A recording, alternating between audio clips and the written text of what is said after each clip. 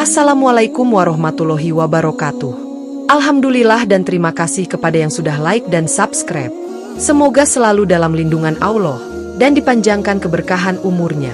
Sebelum menyimak kisahnya, sempatkanlah subscribe channel ini dan tulis sholawat Nabi di kolom komentar sebagai tanda penghormatan kita kepada beliau. Malam mulai merangkak naik ketika Darman duduk di tepi ranjang kecil, memandangi kedua anaknya yang tertidur lemah. Lampu temaram di sudut ruangan menyoroti wajah mereka yang tirus dan pucat, menandakan betapa kurangnya asupan gizi mereka. Darman menghela napas panjang. Perutnya sendiri sudah terbiasa lapar, tapi melihat anak-anaknya kelaparan adalah rasa sakit yang tidak bisa ia tahan. Di dapur, Sari sedang mengaduk bubur encer dari sisa beras yang mereka punya. "Maaf, Mas, cuma ini yang bisa kumasak. Besok kita sudah nggak punya beras lagi," ujarnya pelan tanpa menatap suaminya. Kata-kata itu seperti belati yang menancap di hati Darman. Setiap hari ia bekerja serabutan, mengangkat barang di pasar atau membantu proyek bangunan, tapi semua uang yang ia dapat selalu habis untuk kebutuhan dasar. Dan itu pun masih tidak cukup. Sudah berbulan-bulan mereka terperosok dalam kesulitan. Anak bungsunya, Bimo, sering demam dan butuh obat.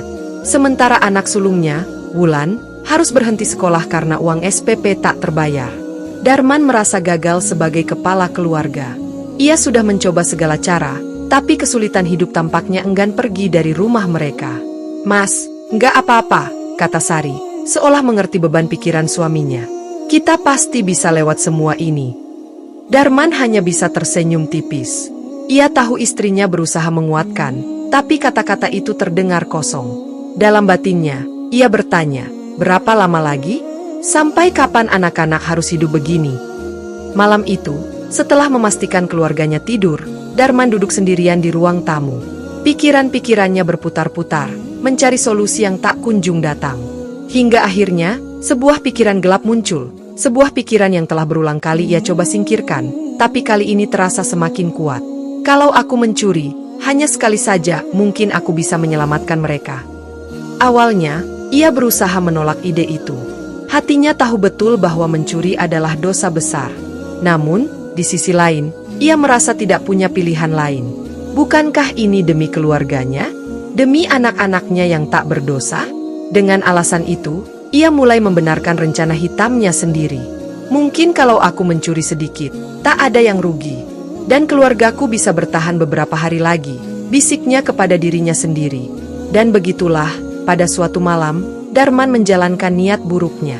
Ia menyelinap keluar rumah dengan jantung berdegup kencang. Ia tidak punya pengalaman untuk melakukan perbuatan ini, namun demi keluarga, membuat segala ketakutan hilang. Target pertamanya adalah warung kecil di ujung gang yang ia tahu sering menyimpan uang di laci kasirnya. Ia berhasil masuk dengan mudah, mengambil uang di dalamnya, lalu pulang dengan langkah tergesa. Hatinya berdebar, takut akan ketahuan. Namun, ketika melihat wajah anak-anaknya tersenyum bahagia saat ia pulang membawa makanan, rasa bersalah itu mendadak lenyap. Untuk pertama kalinya dalam beberapa minggu, ia merasa telah melakukan sesuatu yang benar. Tapi sekali mencuri, Darman tahu, tak akan pernah cukup. Awal dari dosa selalu tampak seperti sebuah solusi, dan begitu pula dengan Darman. Minggu demi minggu berlalu, dan aksinya berlanjut. Setiap malam Sabtu, ia pergi dengan penuh waspada, mencari tempat-tempat lain yang bisa ia rampok tanpa meninggalkan jejak. Toko-toko kecil, gudang kosong, atau bahkan rumah kosong yang ditinggalkan penghuninya menjadi sasaran. Meski setiap kali ia kembali membawa uang atau barang curian, ada perasaan hampa yang makin lama makin kuat dalam dirinya. Ia menyadari bahwa apa yang ia lakukan salah, tapi kebutuhan mendesak keluarganya terus memaksa.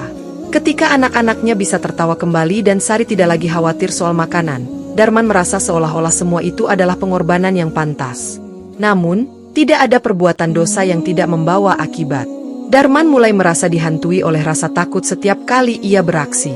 Setiap langkah di malam hari terasa seperti diintai sesuatu. Setiap bayangan di gang gelap terlihat seperti sosok yang siap menangkapnya. Tidurnya tak lagi nyenyak, dan senyuman anak-anaknya yang dulu membuatnya bahagia kini justru menjadi pengingat akan dosa yang ia lakukan. Tapi Darman tak berhenti. Ia merasa telah terlalu jauh berjalan di jalan ini, dan tak ada jalan untuk kembali. Hingga suatu malam, Darman mendengar kabar dari seorang teman lama tentang gudang kosong di pinggiran kota. Konon, gudang itu baru saja menerima kiriman barang-barang berharga, termasuk perhiasan emas dan berlian. Bagi Darman, ini adalah kesempatan emas, sebuah peluang terakhir sebelum ia benar-benar berhenti. Dengan barang curian sebesar itu, ia bisa menjualnya dan menyimpan uang cukup untuk bertahan selama berbulan-bulan. Ini yang terakhir, gumamnya dalam hati, berusaha meyakinkan dirinya sendiri. Malam pun tiba, dan Darman memutuskan untuk beraksi. Seperti biasa, ia menunggu sampai keluarganya tertidur. Setelah memastikan semuanya aman, ia melangkah keluar rumah, membawa senter kecil dan pisau untuk berjaga-jaga. Hati kecilnya berontak, tapi Darman menekannya dalam-dalam. Demi anak-anak, batinnya berkata, demi masa depan mereka.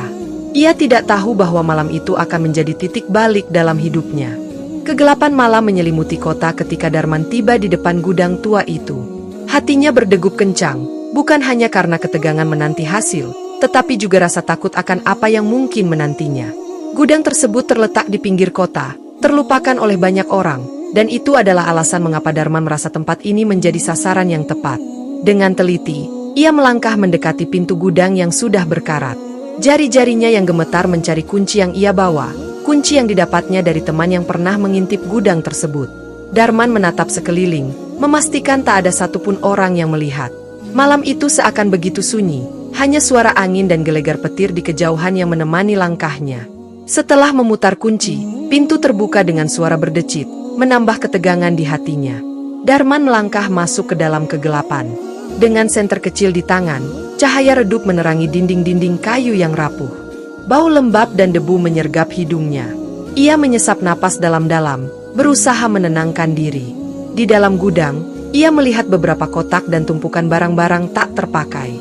Darman menelan ludah, berusaha menyingkirkan rasa gugup yang menjalari tubuhnya.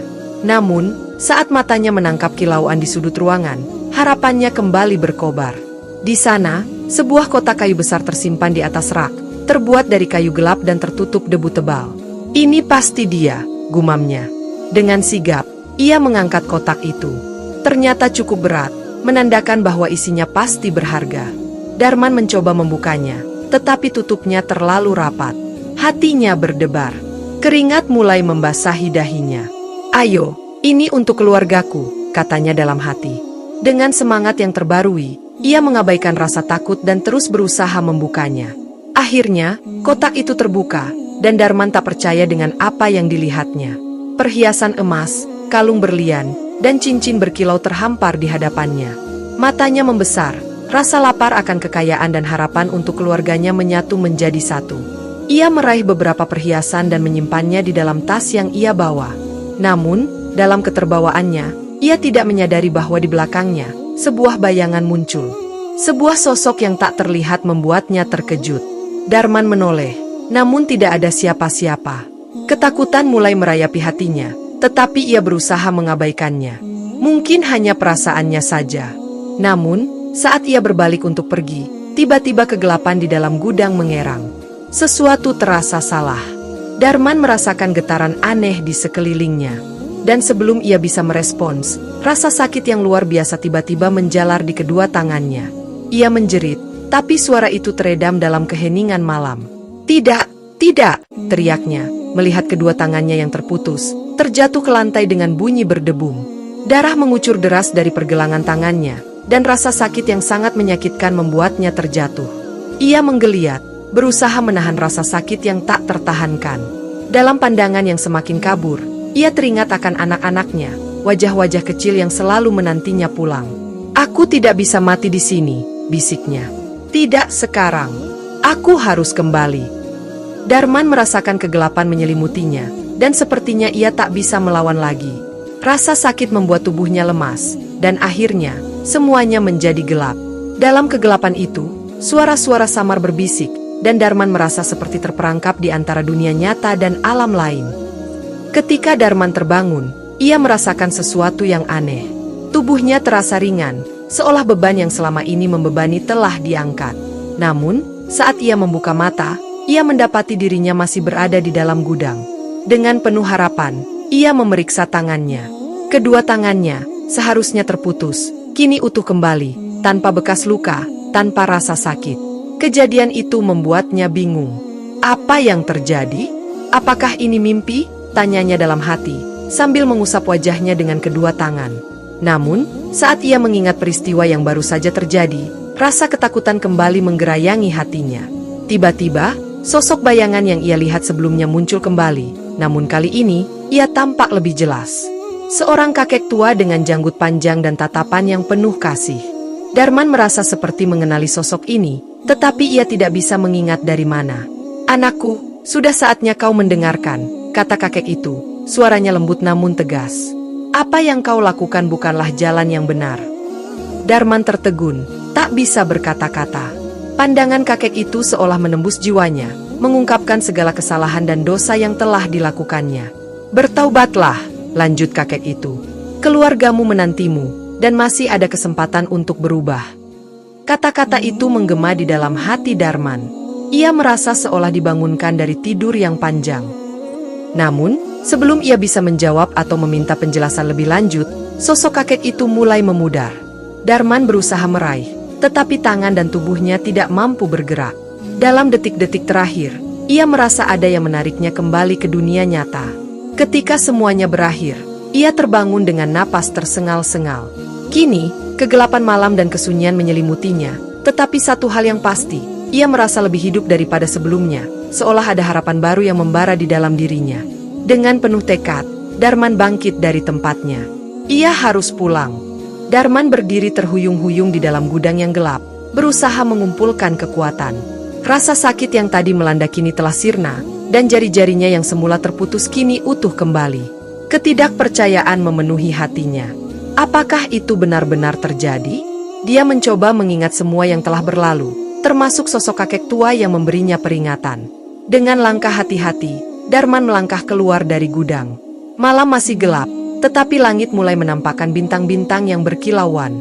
Setiap langkah yang ia ambil mengingatkannya pada kata-kata kakek itu. Bertaubatlah, dan masih ada kesempatan untuk berubah. Hatinya bergejolak. Darman merasa ada ketakutan yang mendalam, tapi sekaligus ada harapan yang baru lahir. Apa yang telah ia lakukan selama ini bukan hanya kesalahan, tapi sebuah dosa yang sangat berat. Ia telah merampas bukan hanya barang-barang orang lain, tetapi juga mengorbankan jiwanya sendiri. Saat berjalan pulang, bayangan anak-anaknya melintas di benaknya. Wajah kecil mereka, mata yang penuh harapan, semua itu kini terasa semakin jelas. Setiap senyuman mereka adalah pengingat akan tanggung jawab yang harus ia penuhi sebagai ayah. Dan dengan tekad yang baru, Darman berjanji untuk tidak lagi mengulangi kesalahan yang sama. Ketika ia tiba di rumah, Darman menemukan Sari masih terjaga, tampak gelisah menunggu kepulangannya. "Mas, kamu tidak apa-apa?" tanyanya, wajahnya dipenuhi kecemasan. Darman mengangguk, berusaha menahan air mata yang hampir menetes. "Aku baik-baik saja, sayang. Maafkan aku karena pergi lama." Sari memeluknya erat, dan Darman merasakan ketulusan cintanya. Ia mengingat betapa Sari selalu mendukungnya meski dalam keadaan sulit sekalipun. Keluarga ini adalah segalanya baginya. "Aku janji, aku akan berusaha keras untuk berubah," katanya, menguatkan dirinya sendiri. Di dalam hati, Darman menyadari bahwa ini adalah awal yang baru. Ia ingin memperbaiki semuanya dan menjadi kepala keluarga yang seharusnya. Namun, dia juga tahu bahwa perjalanan ini tidak akan mudah. Setiap langkah menuju ke arah kebaikan adalah perjuangan. Keesokan harinya, Darman bertekad untuk mencari pekerjaan yang jujur. Ia mengunjungi pasar dan menanyakan kepada para pedagang apakah mereka membutuhkan bantuan. Berbagai pekerjaan kecil ditawarkan, tetapi gaji yang diterima tetap tidak cukup untuk memenuhi kebutuhan sehari-hari. Meski begitu, ia tidak mau menyerah. 1 minggu berlalu, dan ia terus mencari pekerjaan dengan penuh semangat. Setiap hari ia bangun lebih pagi dan berkeliling, bertanya kepada orang-orang yang ditemui. Namun, meski semua usaha itu dilakukan, hasilnya tak sesuai harapan. Ia mulai merasakan frustrasi.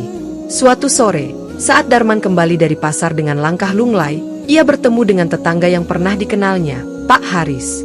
Pak Haris adalah pemilik bengkel kecil di sebelah rumahnya. Melihat wajah Darman yang lesu, Pak Haris bertanya, "Darman, kamu kenapa? Sepertinya tidak ada semangat ya?" Darman merasa segan, tetapi ia tidak bisa menyembunyikan kesedihannya. "Saya sedang mencari pekerjaan, Pak. tapi sulit sekali mendapatkan yang cocok. Pak Haris menatapnya dalam-dalam, seolah bisa melihat ke dalam hatinya. Kalau begitu, bagaimana kalau kamu bekerja di bengkelku? Aku butuh orang untuk membantu. Gajinya memang kecil, tapi ini pekerjaan jujur. Kamu mau? Air mata haru menggenang di mata Darman. Mau, Pak. Terima kasih banyak. Hari-hari selanjutnya, Darman bekerja keras di bengkel. Ia belajar banyak tentang perbaikan sepeda motor, dan seiring waktu, ia mulai merasa bahwa pekerjaan ini memberi makna baru dalam hidupnya. Tidak hanya sekadar mencari nafkah, tetapi ia merasakan kebanggaan karena apa yang dilakukannya adalah hasil dari kerja keras dan kejujuran. Setiap malam, Darman pulang ke rumah dengan perasaan lebih ringan. Keluarganya pun melihat perubahan itu, dan meski gaji yang ia bawa masih kecil, mereka merayakannya dengan sukacita. Namun, di dalam hatinya, rasa bersalah dari masa lalu tetap menggelayuti. Darman berjanji pada dirinya untuk tidak pernah kembali ke jalan yang kelam. Ia berusaha sekuat tenaga untuk membuktikan bahwa ia mampu menjadi ayah dan suami yang baik, meskipun terpaksa memulai dari nol. Dan di balik semua itu, dia tak pernah melupakan sosok kakek tua yang telah mengubah hidupnya. Setiap malam, sebelum tidur, Darman berdoa dan berterima kasih atas kesempatan kedua yang telah ia terima. Dalam hatinya, ia berjanji akan terus berjalan di jalur yang benar. Perjalanan hidup tidak selalu mulus. Seringkali kita dihadapkan pada cobaan yang menguji kekuatan dan tekad kita. Namun, setiap rintangan yang kita hadapi bisa menjadi pelajaran berharga yang mengajarkan kita arti kejujuran, kerja keras, dan keberanian untuk bangkit dari keterpurukan. Dalam setiap kesulitan, tersimpan pelajaran yang dapat membimbing kita untuk menjadi individu yang lebih baik. Ketika kita berani mengambil langkah untuk berubah, kita membuka jalan bagi diri kita untuk menemukan kebahagiaan dan kedamaian yang sejati. Demikianlah kisahnya. Kurang lebihnya mohon maaf. Jangan lupa subscribe, like dan tulis sholawat Nabi.